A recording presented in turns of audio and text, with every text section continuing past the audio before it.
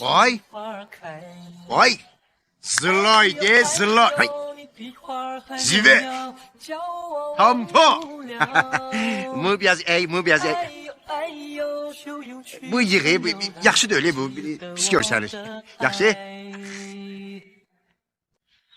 Ha, sen başı kırkıblar ya yolublar. Götüzür mü?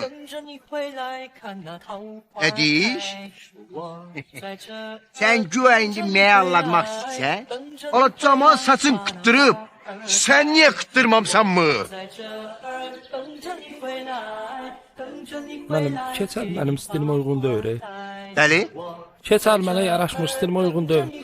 Ola sen stülvə mən nə deyim? Sen iyi mücvə mən nə deyim? Ediş. Senin meşənin ortasında, çayın qırağında, ağzın üstüne şillə deyib dəyməyib. Yox. Bu dəqiqə deyəcək. Ala! Ala sen! Mən! Ya! Alam! Bir də mənim meşkime gelme. Senden adam olmayıp olmayacak da.